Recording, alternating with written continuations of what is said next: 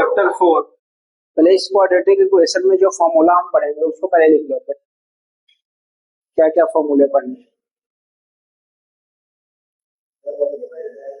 सबसे पहले इसमें लिखना है इसका स्टैंडर्ड फॉर्म।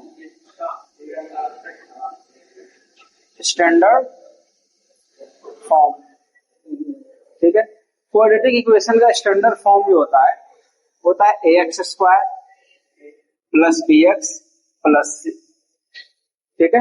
ये क्वाड्रेटिक इक्वेशन का क्या है, स्टैंडर्ड फॉर्म। यानी एक्स स्क्वायर यहाँ पे रहेगा ही और यहाँ पे एक्स आएगा, ए बी सी के प्लेस पे कोई ना कोई नंबर आएगा, इन वेरिएबल्स आएगा।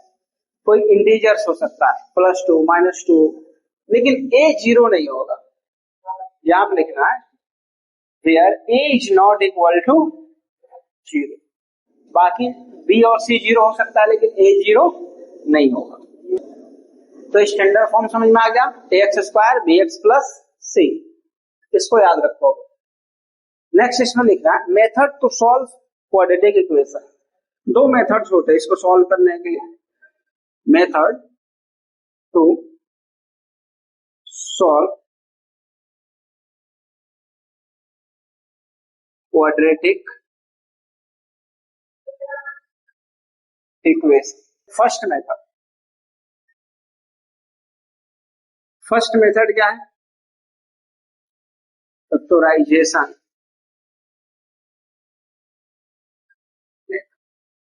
इस फैक्टराइजेशन मेथड को स्प्लिट मिडिल टर्म भी बोलते हैं। Middle term split method, middle term split,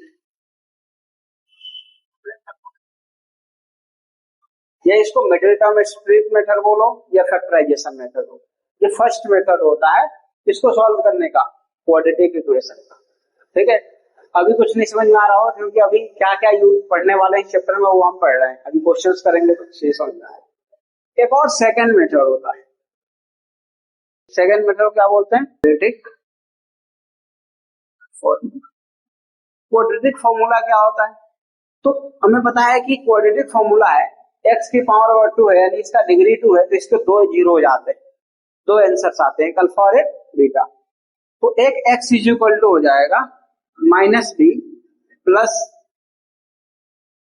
√b square -4ac upon formula है।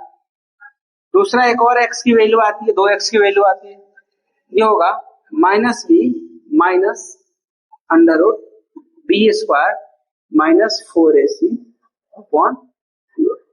ये दोनों सेम ही है, एक में यहाँ पे प्लस हो जाएगा एक में यहाँ पे माइनस, एक बार ये प्लस में लेंगे और एक बार ये माइनस में लेंगे, ये फॉर्मूला हो, ठीक है। Nature of root discriminant. Nature of root क्या होता है, डिस्क्रिमिनेंट को हम डी बोलते हैं। क्या बोलते हैं, इस पर टेबल बनाओ। डी की वैल्यू होती है बी स्क्वायर -4ac, एक फॉर्मूला है। बोलेगा डिस्क्रिमिनेंट फाइंड करो या नेचर ऑफ द रूट पूछेगा तो d is equal to b square -4ac होगा, ठीक है।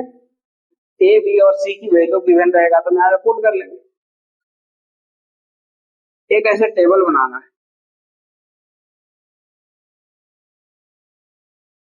यहाँ पे लिखना है अगर डी और नेचर ऑफ रूट, अगर डी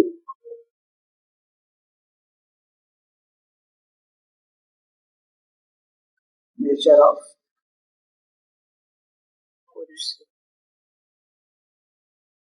अगर डी जो होगा डी की वैल्यू 0 से बढ़ा आ जाए, ग्रेटर देन 0, ठीक है, तो इसके रूट्स क्या होंगे, इसके रूट्स होंगे रियल और डिस्टिंक्ट।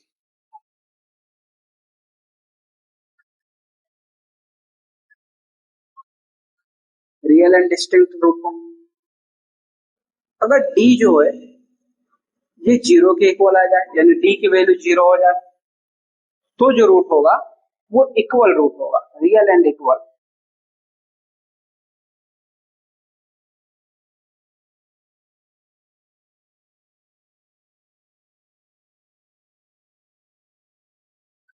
अगर डी की वैल्यू 0 से छोटा आ जाए, 0 से छोटा आने का मतलब नेगेटिव में, 0 से छोटा उसी को बोलते हैं जो नेगेटिव में आ जाता है, तो इसमें लिखेंगे नॉट रियल, नॉट,